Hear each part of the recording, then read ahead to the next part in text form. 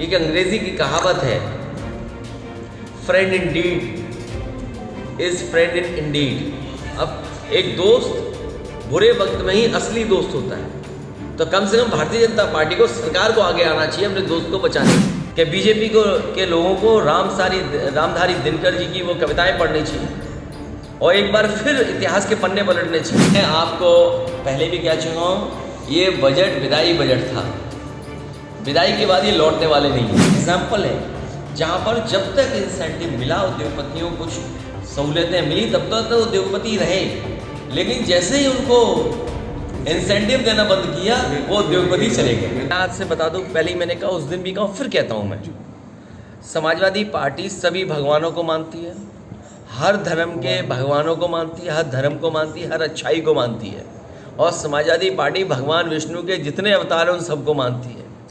लेकिन अगर कहीं कोई प्रश्न लगा है, प्रश्न चिन्ह उठा है, और ये लड़ाई कोई हिंदू धर्म की आज की नहीं है, 5000 साल से भी ज़्यादा हो चुके हैं। इसीलिए मैंने अभी भी उदाहरण दिया था कि बीजेपी के लोगों को रामधारी दिनकर जी की वो कविताएं पढ़नी चाहिए और एक बार फिर इतिहास के पन्ने पलटने चाहिए।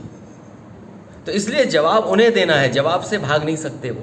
नहीं, चाचा ने भी परसों करहल में कहा है कि उनका व्यक्तिगत बयान है, समाजवादी पार्टी का ऐसा कोई लेना देना नहीं है। अरे समाजवादी पार्टी के बारे में कितना बता दिया मैंने आपको कि समाजवादी पार्टी सभी धर्मों का मानती है, लेकिन जो सवाल खड़ा हुआ है उसका जवाब विधानसभा में मुख्यमंत्री जी देने के लिए तैयार हैं। आपको पहले भी कह चुका हूँ, ये बजट विदाई बजट था, विदाई के बाद ये लौटने वाले नहीं है। अभी हालिया में एक सर्वे आया, उसमें बीजेपी को 70 सीटें जीतता हुआ दिखा रहे हैं। ये सर्वे में आपको ये जानकारी करनी चाहिए पीछे से पैसा किसने लगाया है।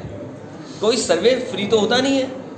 जिस व्यक्ति ने सर्वे किया होगा, जिस एजेंसी ने सर्वे किया होगा, उस एजेंसी को कोई ना कोई स्पॉन्सर कर रहा होगा, और वो स्पॉन्सर कौन कर रहा था, हो सकता है बीजेपी समर्थक हो। ये जो देश के सामने हालात हैं, उन हालातों से सरकार ही निकाल सकती है।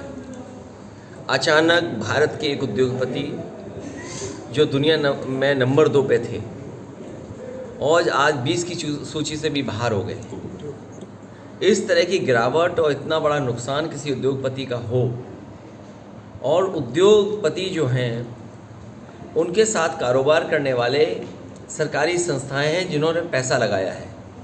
मुझे याद है उत्तर प्रदेश में जब बिजली विभाग के सरकारी कर्मचारियों का प्रोविडेंट फंड एक प्राइवेट कंपनी में लग गए थे, प्राइवेट कंपनी जब फेल हुई, उसके परिणाम में सरकार ने कार्रवाई की, और उस समय जो संबंधित अधिकारी थे उनके खिलाफ ये कार्रवाई हुई कि उन्हें जेल जाना पड़ा। आज भारत के बड़े उद्योगपति, उनमें LIC, state bank of India, इनका लाखों करोड़ रुपया है, और अगर हम अनुमान लगाए तो 1 लाख करोड़ रुपए 2 कंपनियों ने लगाया है। अगर उत्तर प्रदेश में उस समय के अधिकारी जिन्होंने फैसला लिया था कि सरकारी पैसा प्राइवेट कंपनी में इन्वेस्ट करें, जेल गए थे, क्या SBI और LIC के बड़े अधिकारियों के खिलाफ कार्रवाई होनी चाहिए कि नहीं? ये सबसे बड़ा सवाल है। और फिर मैं तो ये कहूँगा, एक अंग्रेजी की कहावत है, friend in deed is friend in indeed. अब एक दोस्त बुरे वक्त में ही असली दोस्त होता है, तो कम से कम भारतीय जनता पार्टी को, सरकार को आगे आना, ये अब सरकार की जिम्मेदारी है। कार्रवाई किन पे करेंगे, कारोबार कैसे बचेगा, और अगर देश के सामने संकट पैदा होता है तो उसके लिए जिम्मेदार भी सरकार है। अगर SBI का पैसा डूबता है, LIC का पैसा डूबता है, ये SBI में और LIC में आम जनता का पैसा है। आम जनता का अगर पैसा डूबेगा तो वो भारत का पैसा डूबेगा, और सरकार कभी ये स्वीकार नहीं करेगी कि भारत का पैसा डूबे। इसलिए जिन्होंने ऐसा सरकार को धोखा दिया है उनके खिलाफ कार्रवाई होनी चाहिए। अध्यक्ष जी, कल पर्यटन मंत्री जो है यूपी सरकार के जयवीर सिंह, वो कल मैनपुरी में आए थे। उनका कहना है कि स्वामी प्रसाद मौर्य हो चाहे सपा के लोग हों, वो कुरान पे बात नहीं करेंगे, उनमें हिम्मत नहीं है वो कुरान पे बात कर पाए।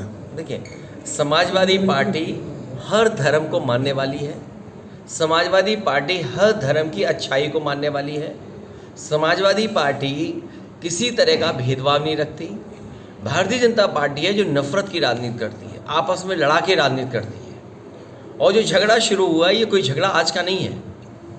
अगर हम भारत के इतिहास में नज़र डालें तो 5000 साल से ज़्यादा का ये झगड़ा है। हमारा कोई झगड़ा नहीं किसी से।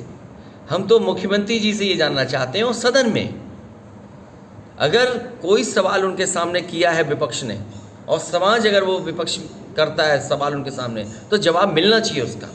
लेकिन भारतीय जनता पार्टी को जवाब से भागना नहीं चाहिए। भारतीय जनता पार्टी को जवाब से भागना नहीं चाहिए। मैं रामदेव जी से कहूँगा कि इधर देश को स्वास्थ्य की बहुत ज़रूरत है। ब्लॉक स्तर पे जरूर योग के कार्यक्रम लगाएं। आचार्य प्रमोद कृष्ण ने कहा है कि जो बयान दिया है स्वामी प्रसाद मौर्य ने, भाजपा जो चाहती है वो उनका काम स्वामी प्रसाद मौर्य कर रहे हैं, ऐसी इस तरीके से बयान देखे। देखिए, भाजपा जो चाहती है वो कई बड़े दल काम करते हैं। अभी एक बड़े दल की राष्ट्रीय अध्यक्ष उन्होंने क्या कहा, बीजेपी जानती है कब किससे क्या बुलवाना है, इसलिए हमें आपको बहुत सावधान रहना पड़ेगा। वो बुनियादी सवाल आज भी वैसे के वैसे हैं। बजट पेश हुआ, ये आखिरी बजट था सरकार का। मैं तो ये कहूँगा ये विदाई बजट था, इसके बाद ये दोबारा लौटने वाले नहीं हैं। इन्होंने कहा था कि 2022 तक किसानों की आमदनी दोगुनी होगी, आय दोगुनी होगी। मुझे ये लगता है कि बीजेपी के लिए 2022 नहीं आया है। इन्होंने कहा कि महंगाई कम करेंगे, आज महंगाई किस स्तर पे है। अगर अमूल ने 3 रुपये बढ़ाए हैं, पराग भी बढ़ाने जा रहा है, इसका मतलब ये हुआ कि बाज़ार में जो कीमत दूध की होगी वो सब बढ़ा देंगे।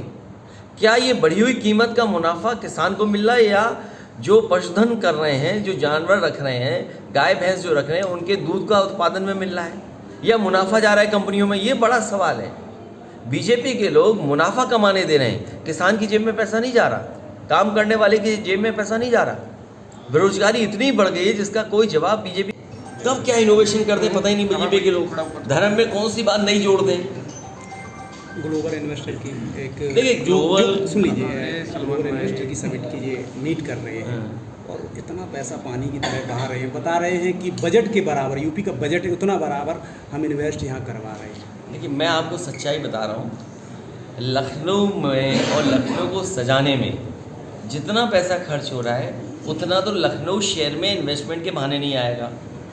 ये जो इन्वेस्टर्स आ रहे हैं, ये ज़रूरी नहीं कि उत्तर प्रदेश में पहली बार MOU कर रहे हों। जहाँ कहीं भी इन्वेस्टमेंट मीट होती है, यही उद्योगपति अभी मध्य प्रदेश गए थे, इंदौर में बड़ी इन्वेस्टमेंट मीट हुई थी, हो सकता है वहाँ भी MOU किए हों। पहले गुजरात में बहुत सारी इन्वेस्टमेंट मीट हो चुकी हैं, ये उद्योगपति वहाँ भी MOU कर चुके हैं। अभी महाराष्ट्र में हुई, बंगाल में हुई थी इन्वेस्टमेंट मीट। ये उद्योगपति वो हैं जो हर प्रदेश में जाते हैं और MOU करते हैं। सवाल वो नहीं है, सवाल ये कि आखिरकार किस इंडस्ट्रियल पॉलिसी के तहत ये उद्योगपति इन्वेस्ट करेंगे और इन उद्योगपतियों को क्या क्या इंसेंटिव दोगे। और हमने पूर्व में देखा है, इंसेंटिव खत्म होने के बाद उद्योग बंद हो गए। उत्तराखंड एक एग्जाम्पल है, हरिद्वार के पास एक डेवलपमेंट एरिया तय हुआ था, पंतनगर में एक डेवलपमेंट एरिया तय हुआ था, इंडस्ट्रियलाइजेशन हुआ था। इंसेंटिव जब तक मिला तो वो कारखाने चले, इंसेंटिव बंद हो गया वो चले गए। इसी तरह रायबरेली अमेठी एक एग्जाम्पल है, जहाँ पर जब तक इंसेंटिव मिला, उद्योगपतियों को कुछ सहूलियतें मिली, तब तक तो उद्योगपति रहे। लेकिन जैसे ही उनको इंसेंटिव देना बंद किया, वो उद्योगपति चले गए। इसीलिए मैं कह रहा हूँ कि उद्योगपति मुनाफा कमाने आए हैं। सरकार को सोच समझ करके इन्वेस्ट कराना चाहिए, ये नहीं कि जो टाई पहने मिल गया, कोट सूट पहने मिल गया, उसी से। हमसे जुड़े रहने के लिए हमारे YouTube चैनल को सब्सक्राइब करें और नई वीडियो की नोटिफिकेशन के लिए बेल आइकॉन को दबाएं। अगर आप ये वीडियो Facebook पर देख रहे हैं तो लाइक जरूर करें और ज्यादा से ज्यादा शेयर करें। धन्यवाद।